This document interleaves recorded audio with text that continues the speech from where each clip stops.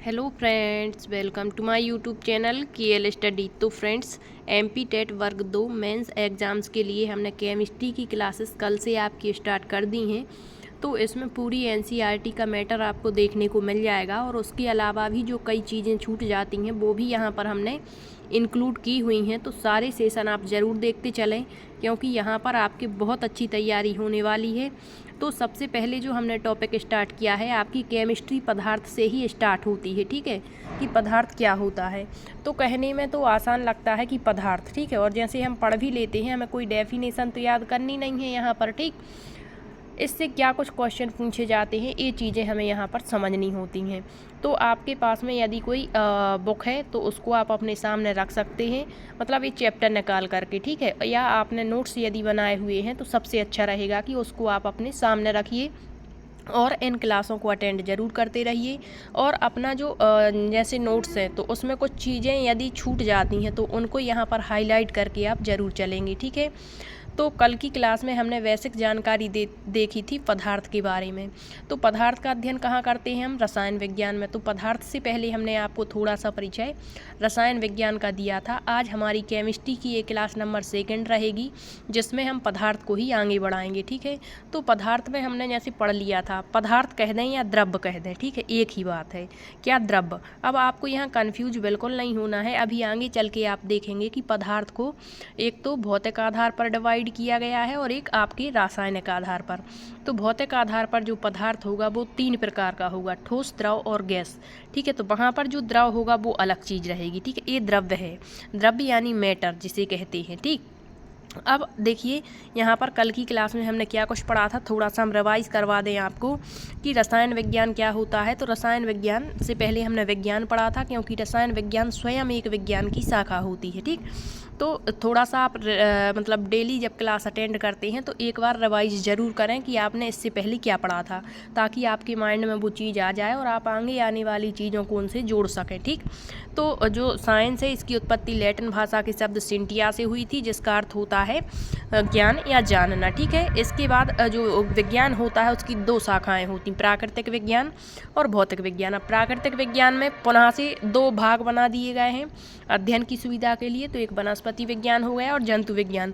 और जो आपकी केमिस्ट्री है, रसायन विज्ञान या भौतिकी है जिसे फिजिक्स कहते हैं, इनका अध्ययन हम भौतिक विज्ञान में करते हैं।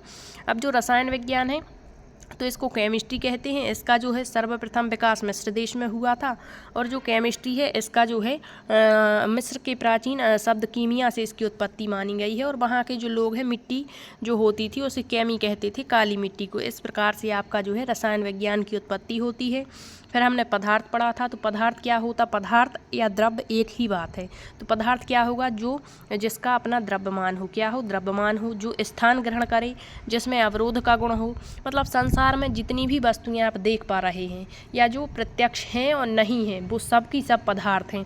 जैसे प्रत्यक्ष आपने देख लिया मिट्टी, तो ये तो प्रत्यक्ष है, आप इसको देख पा रहे हैं। लेकिन जैसे कह दिया वायु, तो क्या वायु को आप देख पाते हैं? नहीं देख पाते। ये कैसी है? अप्रत्यक्ष। लेकिन है क्या? ये पदार्थ ही है। तो संसार में जितनी भी आप चीज़ों को देख रहे हैं अपने इर्द गिर्द, वो सब की सब क्या है? पदार्थ हैं, ठीक है। अब इसी का जो है अध्ययन करते हैं तो कई विद्वान आते गए और उन्होंने बताया कि पदार्थ किस किस प्रकार से होते हैं। तो पदार्थ के अवयवी तत्व आपको बताए थे। पदार्थ जो होता है वो किससे बना होता है? तो छोटे छोटे से परमाणुओं से मिलकर के बना होता है, अणु परमाणु से मिलकर बना होता है। तो आगे के सेशन में हम पूरा परमाणु सिद्धांत आपको बताने वाले हैं। तो यहाँ पर आप रेगुलर क्लास अटेंड जरूर करिए, ठीक है। अब देखिए यहाँ पर पदार्थों का जो वर्गीकरण है यहीं पर आपको थोड़ा सा बता दें इतना, यदि आप एक बार में अभी मतलब सामान्य भाषा में समझ जाती हैं तो आगे जो चीज़ें आने वाली हैं उनमें कुछ नहीं है। आपको लगता होगा थ्योरी इतनी सारी देख करके कि ये कैसे हमारे मतलब दिमाग में सेट होगा, लेकिन आपको बस समझना है, ठीक है। तो जैसे पदार्थ है, तो पदार्थ का जो वर्गीकरण है वो आप 2 प्रकार से देखेंगे। एक तो भौतिक आधार पर पदार्थ का वर्गीकरण और सेकंड हो जाएगा रासायनिक आधार पर। थोड़ा सा समझने का प्रयास करना आप।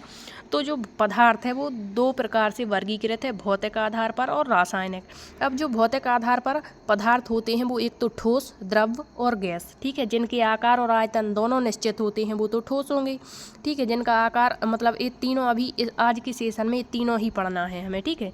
जिनके आकार और आयतन दोनों निश्चित वो ठोस हैं, जिनके आकार और आयतन दोनों अनिश्चित, वो गैस है तो फिर आप द्रव आसानी से समझ लेंगे। तो इतना सा तो आपको याद करना ही है, ठीक है। अब रासायनिक आधार पर देखिए थोड़ा सा, रासायनिक आधार पर सीधी सी बात, आपको ये शुद्ध और अशुद्ध तो याद रखना ही है। शुद्ध पदार्थ इनको कहते हैं तत्व और यौगिक को, जबकि अशुद्ध किसको कहते हैं, मिश्रण को। तो कहीं कहीं आपने इसका वर्गीकरण देखा होगा, कुछ ऐसी बुक्स होती हैं जिनमें शुद्ध अशुद्ध करके दिया ही नहीं है, डायरेक्ट दे दिया। जो रासायनिक आधार पर पदार्थ होते हैं वो 3 प्रकार के होते हैं, एक तो आपका तत्व, दूसरा हो गया आपका यौगिक और तीसरा हो जाएगा आपका मिश्रण, ठीक है। तो यही हम आपको बताने का प्रयास कर रहे हैं कि इनको शुद्ध क्यों कहा गया और मिश्रण को अशुद्ध क्यों कहा गया। तो देखिए, तत्व जो होते हैं वो एक ही प्रकार के परमाणु से बने होते हैं। क्या होते हैं तत्व? एक ही प्रकार के परमाणु से बने होते हैं, इनमें हम कोई छेड़खानी नहीं कर सकते हैं। जैसे हमने कह दिया यहाँ पर जो हाइड्रोजन है वो क्या है आपका, तो एक तत्व हो गया, ठीक है। जैसे अब कुछ बच्चों के कमेंट्स आते हैं, जैसे आयरन है, ठीक है, Fe इसको लिखते हैं, तो भाई ये Fe क्या है, Fe एक ही तत्व है, क्या है, एक ही तत्व है। यदि हम जैसे कह दिया यूरेनियम, तो यूरेनियम जो यू है ये क्या है आपका, एक ही तत्व है, ठीक है। तो जो एक ही प्रकार के परमाणुओं से मिलकर बने होते हैं वो तत्व कहलाते हैं, मतलब इसमें कोई मिलावट नहीं है, ये अकेला है, सिंगल है, इसीलिए इसको क्या कहा गया, शुद्ध पदार्थ। अब देखिए जो यौगिक है, यौगिक क्या होते हैं, थोड़ा सा यहाँ पर वेट करना। अब जो आपके यौगिक हैं वो क्या होते हैं, तो यौगिक जो होते हैं इनका एक निश्चित अनुपात में सूत्र होता है। क्या होता है, इसमें तत्व तो होंगे लेकिन एक या एक से अधिक होंगे, लेकिन उनका अनुपात निश्चित रहेगा। जैसे हमने कह दिया जल, क्या कह दिया जल, तो इसमें अनुपात निश्चित है, इसका एक परफेक्ट सूत्र बन रहा है। तो जिसका भी सूत्र बनता है वो यौगिक कहलाते हैं। और यौगिक भी क्या होगा, शुद्ध पदार्थ, क्योंकि इसमें एक अनुपात निश्चित होता है, इसमें कोई अलग से मिलावट नहीं की जाती है, ठीक है। तो जैसे जल कहा हमने, तो जल क्या हो गया, एक यौगिक हो गया। अब इसमें जल में हाइड्रोजन के 2 परमाणु और ऑक्सीजन का 1 परमाणु मिलकर के आपका क्या बना दिया, जल बना दिया, जो कि यौगिक हो गया, ठीक है। दोनों समझ गए। अब देखिए अशुद्ध जिसे कहते हैं वो मिश्रण होता है, जिसका कोई सूत्र ना बने, वो क्या है, मिश्रण है। अब आप कहेंगे कैसा सूत्र ना बने, तो जैसे हमने कह दिया वायु, तो क्या आप बता सकते हैं कि वायु में कौन कौन सी चीज़ें मिली हुई हैं, कौन कौन सी गैस इसमें मिली हुई है, नहीं बता सकते। तो ये क्या हो गई आपकी, मिश्रण हो गई। अब मिश्रण में भी आपका देखो यौगिक आपने पढ़ लिया, तो यौगिक भी 2 प्रकार का होगा, एक कार्बनिक यौगिक, एक अकार्बनिक यौगिक। और तत्व भी आपके 3 प्रकार के होते हैं, धातु तत्व, अधातु तत्व और एक होते हैं उपधातु तत्व।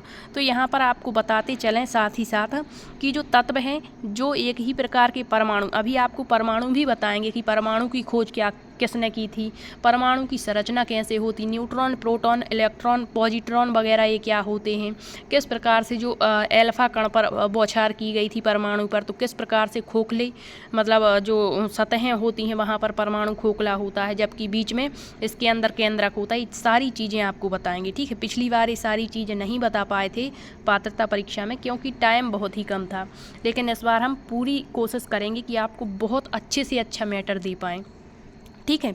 तो यहाँ देखिए तत्व, यौगिक और आप मिश्रण तो समझ ही गए होंगे। तत्व क्या है आपका, जो एक ही प्रकार के परमाणुओं से बना। परमाणु इस संसार की सबसे छोटी चीज़ कहें जिसे, वो होती है। मतलब जैसे आपको मतलब जो एक जैसे ये बिंदु रख दिया, तो इसका भी कई लाखवां हिस्सा यदि आप देखेंगे तो वो आपका परमाणु होगा, जो हमें साधारण आँखों से दिखाई नहीं पड़ता है। इसको देखने के लिए इलेक्ट्रॉन सूक्ष्मदर्शी की सहायता ली जाती है, ठीक है।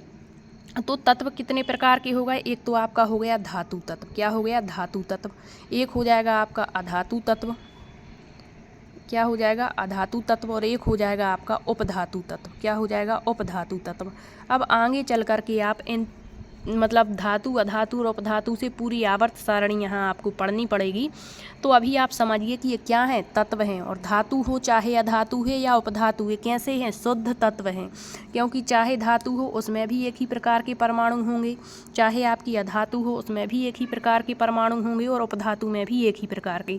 अब धातु जो है इसे और क्या कह सकते हैं, तो इसको चालक कहेंगे। क्या कहेंगे, आपने पढ़ा हुआ चालक, जिसमें करंट उत्पन्न किया जा सकता है, चालक कहलाएंगे, ठीक है।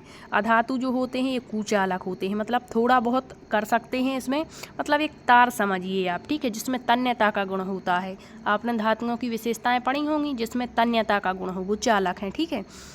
कुचालक क्या होंगे इसमें, मतलब जैसा आधा अधूरा, मतलब कुछ तो इसमें करंट उत्पन्न कर सकते हैं, कुछ नहीं कर सकते, मतलब ये मध्य की स्थिति है धातु, और इसमें बिल्कुल भी करंट उत्पन्न नहीं कर सकते। जैसे आपने एस्बेस्टस पढ़ा होगा, ठीक है। तो आप समझ गए, तत्व एक ही प्रकार के परमाणुओं से बना है।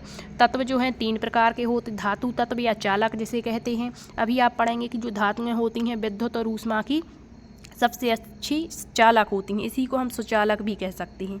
कुचालक को अचालक कहेंगे, ठीक है, जिनमें मतलब थोड़ा बहुत करंट उत्पन्न होता है, बाकी जो धातुएँ होती हैं वो क्षणभंगुर होती हैं, टूट फूट जाती हैं। और उपधातु, ठीक है। अब इसके बाद कार्बनिक और अकार्बनिक यौगिक। तो यौगिक आप समझ गए क्या है। आप कहेंगे कुछ समझ ही नहीं आ रहा, लेकिन थोड़ा सा आप समझने का प्रयास ज़रूर करना, और यदि आपको कोई चीज़ समझ नहीं आती है तो पुनः से वीडियो को मतलब बैक करके फिर से देखिए, ज़रूर आपको समझ आएगी।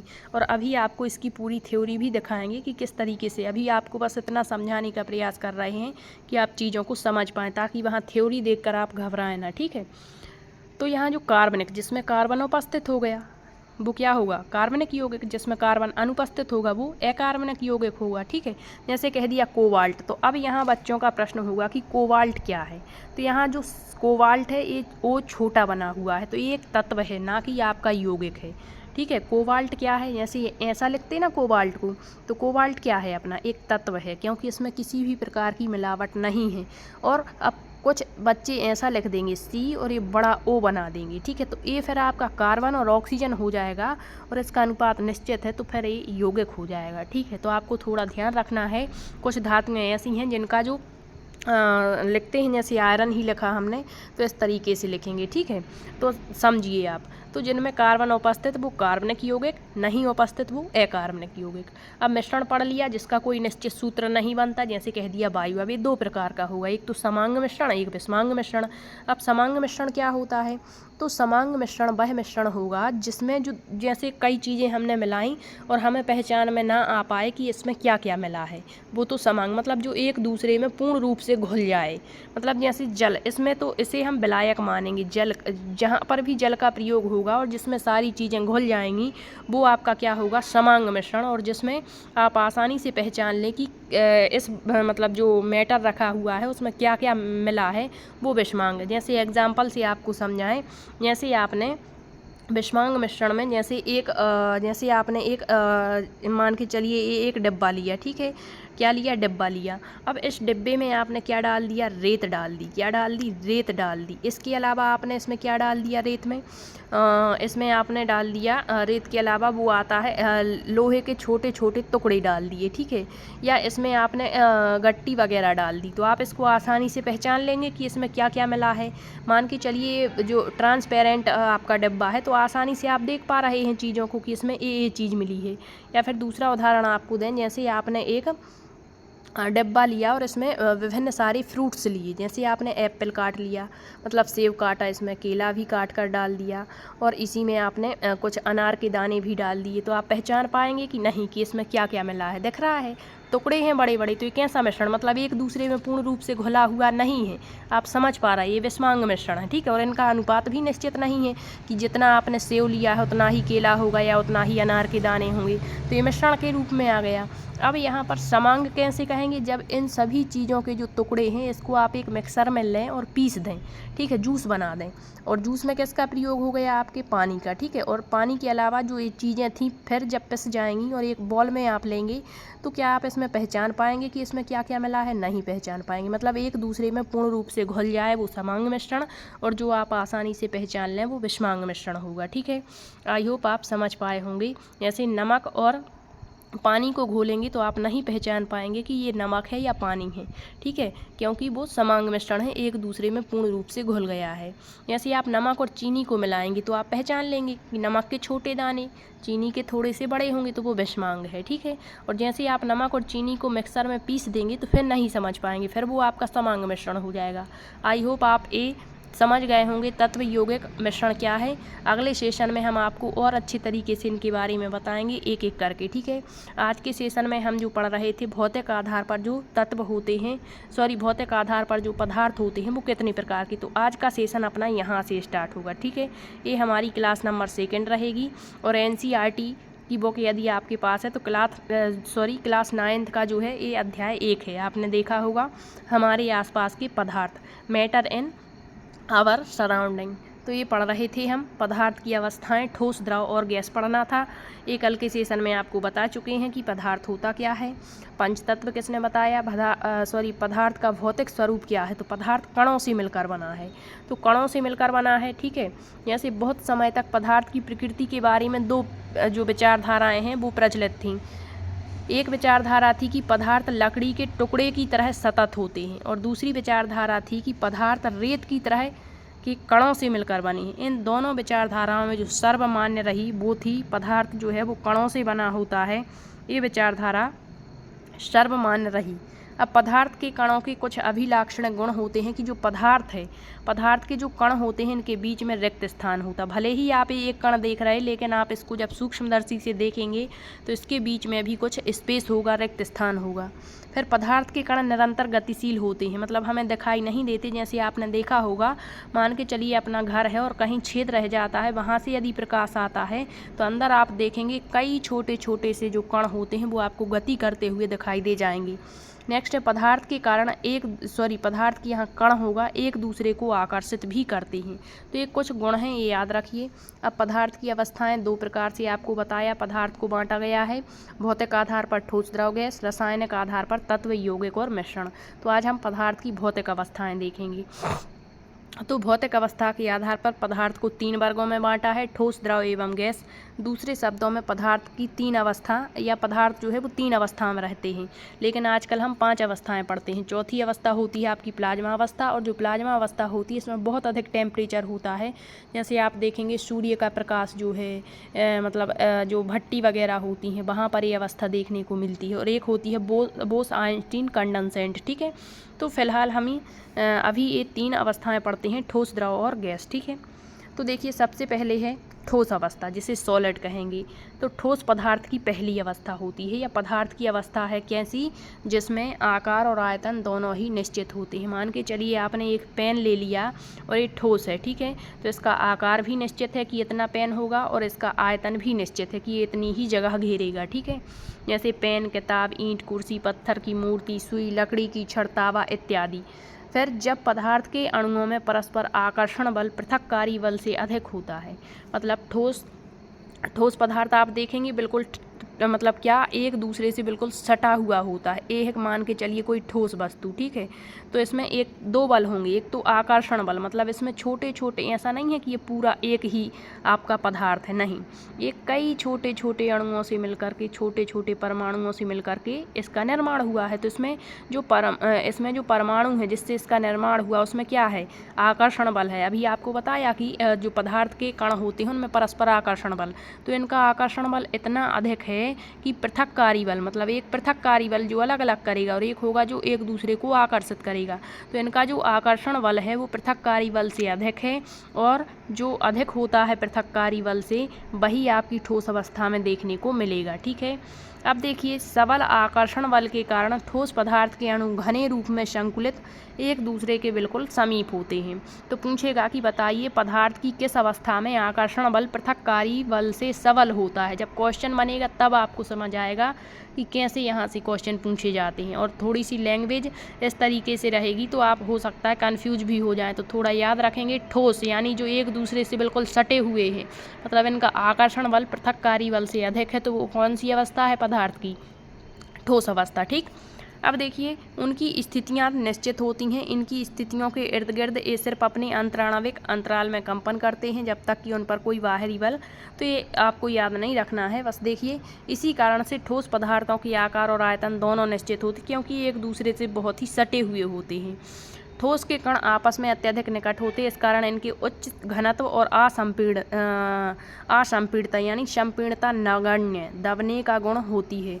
मतलब इनमें जो दबने का गुण है ये इसीलिए लिख दिया क्योंकि कई बार आपने देखा होगा बुकों में बस इतना लिखा होता है कि इनमें संपीड़ता नगण्य होती है। संपीड़ता होती क्या है, मतलब दबने का गुण। जब ये पहले से ही इतने मतलब एक दूसरे से सटे हुए हैं तो फिर ये कहाँ पर दबेंगे, ठीक है। तो इनमें सबसे ज़्यादा यदि पूछ लें कि घनत्व सबसे ज़्यादा किसका है, तो ठोसों का है। आकर्षण बल किसका सबसे ज़्यादा है, तो ठोसों का है। फिर संपीड़ता किसकी सबसे कम है, तो ठोसों में सबसे कम दबने का गुण होता है। ठीक है, अभी आप देखेंगे गैस और जो द्रव देखेंगे तो उनमें इससे ज़्यादा दबने का गुण होगा, इसमें बिल्कुल कम दबने का गुण होता है। ठोसों में विसरण, विसरण क्या होता है, हमने कोष्टक में लिख भी दिया है कि किसका मतलब क्या होता है। विसरण यानी गमन का गुण भी सबसे कम होता है, क्योंकि ठोस वस्तु होती है और इसमें ज़्यादा मेहनत लगती है, ताकत लगती है खिसकाने वगैरह में, गमन करने में, तो इनमें विसरण का गुण सबसे कम, घनत्व सबसे अधिक होता है। तो ये फैक्ट याद रखना है कि सबसे ज़्यादा घनत्व किसका है, तो ठोस पदार्थ का है। सबसे कम संपीड़ता यानी दबने का गुण किस में होता है, तो ठोसों में होता है। सबसे अधिक घनत्व किसका होता है, तो ठोसों का होता है। आकार और आयतन दोनों निश्चित किसके होते हैं, ठोसों के होते हैं। आकर्षण बल पृथककारी बल से सबल किस अवस्था में देखने को मिलता है, तो ठोस अवस्था में। ठीक है, और विसरण का गुण सबसे कम किस में होता है, तो ठोसों में। दो चीज़ें इसमें कम होती हैं, एक तो संपीड़ता सबसे कम और विसरण का गुण सबसे कम ठोसों में होता है। अब देखिए द्रव अवस्था, लिक्विड। तो द्रव पदार्थ की वह अवस्था है जिसके आकार अनिश्चित होंगे और आयतन निश्चित होंगे, वो द्रव। आकार आयतन, यहाँ देखिए, मान के चलिए ये कोई यहाँ पर हमने जल भर दिया, क्या भर दिया, जल। जल कैसी अवस्था में होता है आपका, द्रव अवस्था में। ठीक है, ये जल इसमें भरा हुआ है। तो आप ये जो बॉल देख रहे हैं, मान के चलिए ये कोई पॉट है, तो इसमें जो जल भरा है उसका आकार अनिश्चित होगा। मान के चलिए यहाँ पर ये इतना चौड़ा था आपका बॉक्स या डिब्बा या गिलास मानिए, और एक ये आपका गिलास इतना लंबा है। ठीक है, तो यहाँ पर जल यहाँ तक आ पा रहा है, लेकिन आपकी जो द्रव अवस्था है तो इसमें भरेंगे तो ये सकरा है तो यहाँ तक भर जाएगा, मतलब इसका आकार हो गया ना अनिश्चित। और आयतन निश्चित, आयतन मतलब जितनी मात्रा यहाँ पर भरी है आपने जल की, मान के चलिए 1 लीटर है तो वही 1 लीटर यहाँ पर है। इस कारण से जो पदार्थ की अवस्था द्रव होती है उसमें आकार अनिश्चित होते हैं और आयतन निश्चित होते हैं, जैसे जल, तेल, दूध, जूस, शीतल पेय, शराब, ठीक है, इत्यादि। द्रव पदार्थ की सभी स्थितियों में ऊपरी सतह हमेशा समतल रहती है। आपने देखा होगा कहीं पर भी आप द्रव भर देंगे तो ऊपरी सतह जो होगी वो समतल होगी। जब पदार्थ में आकर्षण बल पृथककारी बल से कुछ सबल होता, कुछ ही सबल होता है, ठीक है, ज़्यादा नहीं होगा, तो वो आपके द्रव अवस्था होगी। इस तरह द्रव पदार्थ के कणों में परस्पर आकर्षण बल ठोस अवस्था की अपेक्षा कमजोर होगा, क्योंकि ठोसों में तो सबसे ज़्यादा आकर्षण बल है। ठीक है, लेकिन जो द्रव होते हैं इनमें ठोसों से कुछ कम होगा, लेकिन गैसों से तो अधिक होगा, याद रखिए। इस कारण द्रव पदार्थ के अणु में जो अणु हैं वो कम घने रूप में संकुलित होते, ठोसों से कम घने रूप में होंगे। ठीक है, तथा ये गति करने के लिए स्वतंत्र हो जाते हैं, परंतु ये अणु पदार्थ के अंदर ही इधर उधर गति करते रहते हैं, फिर भी इनके बीच की दूरी बहुत अधिक नहीं होती है। अतः द्रव पदार्थ अपना आकार आसानी से बदल सकते हैं, परंतु आयतन नहीं बदलेगा। आकार जैसा आप बर्तन लेंगे उस आकार में आपका जो है द्रव अपना आकार बदल लेगा, लेकिन जितना आयतन आप इस पॉट में लिया है उतना ही यहाँ रहेगा। और संसार के किसी भी मतलब वस्तु में आप उस मात्रा को रखेंगे तो उसका आकार ही बदलेगा, ना कि आयतन बदलेगा। ठीक है, इसी कारण पदार्थ का आयतन निश्चित और आकार अनिश्चित होता है। द्रव पदार्थ का घनत्व, घनत्व सबसे ज़्यादा किसका था, ठोसों का था, लेकिन ठोसों से कम घनत्व होगा इनका और गैसों से अधिक होगा, ये याद रखना है। द्रव में विसरण का गुण ठोसों में सबसे कम विसरण का गुण था, लेकिन इसमें विसरण का गुण ठोसों से ज़्यादा होगा, गैसों से कम होगा। संपीड़ता भी सबसे कम किसमें थी, ठोसों में, लेकिन इसमें संपीड़ता ठोस से ज़्यादा रहेगी और गैसों से अधिक रहेगी। तो ये आपको ऐसा रिलेट करके पढ़ना। अब गैस अवस्था क्या हो जाएगी, आकार और आयतन दोनों ही अनिश्चित, जैसे वायु कह दिया तो ना तो इसका कोई आकार है ना ही आयतन है कि कहाँ तक वायु बह रही है, हाइड्रोजन ना, जितनी भी गैसें हैं। ठीक है, अब गैस अवस्था में पदार्थ का ना तो कोई आकार ना ही कोई आयतन। गैसीय पदार्थ को जिस पात्र में रख दिया जाता है वह उसी आकार और आयतन उसी का ग्रहण कर लेता है। ठीक है, गैस का कोई पृष्ठतल नहीं होता है, जैसे हमने पढ़ा द्रव का जो ऊपरी पृष्ठ होता है वो समतल होता है, लेकिन इसका कोई पृष्ठतल नहीं होता। जैसे इतना आपने बर्तन लिया है तो गैस जो है पूरे में फैल जाएगी, मतलब उसी का आकार ले लेगी जो उस बर्तन का आकार है, उसी का आयतन ले लेगी। ठीक है, गैस भी द्रव की भांति एक बर्तन से दूसरे बर्तन में ढाली जा सकती है, इसी कारण गैस को भी द्रव जैसा बहने वाला द्रव कहते हैं। ठीक है, तो पूछ सकता है क्वेश्चन की बताइए किसको द्रव जैसे बहने वाला द्रव कहते हैं, ठोसों को, गैसों को या द्रव को, तो गैस को। जब पदार्थ कहते हैं ना कि वायु बह रही है, ऐसा नहीं कहते कि वायु या हवा चल रही, बह रही, बहना कहते हैं। ठीक है, जब पदार्थ के अणुओं में परस्पर आकर्षण बल पृथककारी बल से की अपेक्षा कमजोर होता है, मतलब यहाँ पृथककारी बल ज़्यादा होता है आकर्षण बल की। ठीक है, बिल्कुल ये गैस जो अवस्था है ये ठोस की विपरीत है। इस तरह गैसीय पदार्थ के अणुओं में परस्पर आकर्षण बल ठोस और द्रव पदार्थ दोनों की अपेक्षा कमजोर होगा। मतलब सबसे ज़्यादा आकर्षण बल ठोसों का, फिर उससे कम किसका, द्रव का, और सबसे कम आकर्षण बल, या ये कहें कि इनमें जो आकर्षण बल है वो कम होता है पृथक्कारी बल की अपेक्षा। काफ़ी कमजोर आकर्षण बल के कारण गैस पदार्थ के अणु ठोस एवं द्रव पदार्थों के अणुओं की तुलना में एक दूसरे से दूर दूर रहते हैं तथा सभी संभव दिशाओं में गति करने के लिए स्वतंत्र हैं। इसी कारण गैसीय पदार्थ का ना तो कोई आकार ना ही कोई आयतन होता है। इनमें जो विषण है यानी बहने का गुण सबसे अधिक होता है, गमन करने का गुण सबसे अधिक। तो सबसे कम गमन करने का गुण ठोसों का, उससे ज़्यादा द्रव का, और सबसे ज़्यादा गैस का। ऐसा अंतर टाइप का याद रख लें आप। संपीड़नता सबसे कम किसकी, यानी दबने का गुण सबसे कम किस में था, ठोसों में, उससे ज़्यादा द्रव में, और सबसे ज़्यादा किस में है, वो आपका दबने का गुण होता है आपके गैसों का। अब देखिए, ताप एवं दाब में परिवर्तन यदि हम करते हैं तो किसी भी पदार्थ की अवस्था को बदला जा सकता है, लेकिन इसका अपवाद है। जैसे लकड़ी, पत्थर, यह केवल ठोस अवस्था में रहेंगे। इसमें हम चाहे ताप लगा लें या दाब, इसमें हम परिवर्तन नहीं कर सकते। अब एक क्वेश्चन पूछ लेता है कि वह ऐसा पदार्थ बताइए या ऐसा तत्व बताइए, तत्व तो नहीं कहेंगे, यौगिक मानेंगे। ठीक है, जो जल होता वो आपका यौगिक होता है, तो जो तीनों अवस्थाओं में रह सकता है, तो वो है आपका जल। जल कैसी अवस्था होती है, मतलब यह तीनों अवस्था में देखने को मिल जाएगा। जैसे जल है तो ठोस रूप में कैसा रहेगा, बर्फ़, बर्फ़ के रूप में है जल तो वो कैसा है, ठोस है। और यदि द्रव के रूप में जो साधारण जल होता है तो वो आपका जल ही रहेगा द्रव अवस्था में। और जैसे कह दिया कि जो जल है वो जल वाष्प के रूप में उड़ने लगता है तो वो क्या होता है, गैस अवस्था में। तो जल है जो तीनों अवस्थाओं में रहेगा। कुछ पदार्थ गर्म करने पर सीधे ठोस रूप से गैस बन जाते हैं, उनको ऊर्ध्वपातन कहते हैं। यहाँ से खूब क्वेश्चन बनते हैं जब पदार्थ पृथक्करण की विधियाँ पढ़ेंगे ना।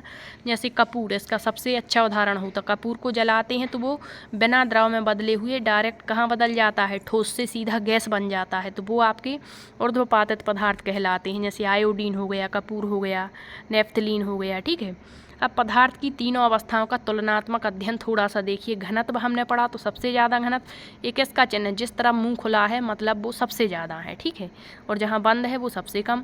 तो जो घनत्व हमने पढ़ा वो ठोसों में सबसे ज़्यादा, द्रव में उससे कम, और गैसों में सबसे कम घनत्व होता है, यानी डेंसिटी। फिर आणविक आकर्षण बल, आकर्षण बल सबसे ज़्यादा किस में है, ठोसों में, अभी बताया आपको। फिर उससे कम द्रव में, सबसे कम गैस में। फिर जो प्रसार है, एक्सपेंशन है, सबसे ज़्यादा प्रसार यानी गमन करने का गुण किस में होता है, गैसों में, उससे कम द्रव में, सबसे कम ठोसों में। फिर विषण है, विषण मतलब होगा गमन। ठीक है, गैस, द्रव और ठोस, मतलब सबसे कम गैसों में है विषण का गुण, फिर उसके बाद द्रव में है, और फिर ठोस में है। फिर गतिज ऊर्जा सबसे कम गैसों की, फिर द्रव की, और सबसे ज़्यादा गैसों की गतिज ऊर्जा ये सबसे ज़्यादा है। ठीक है, मतलब जिस तरह मुँह खुला है, फिर उससे कम, फिर सबसे कम।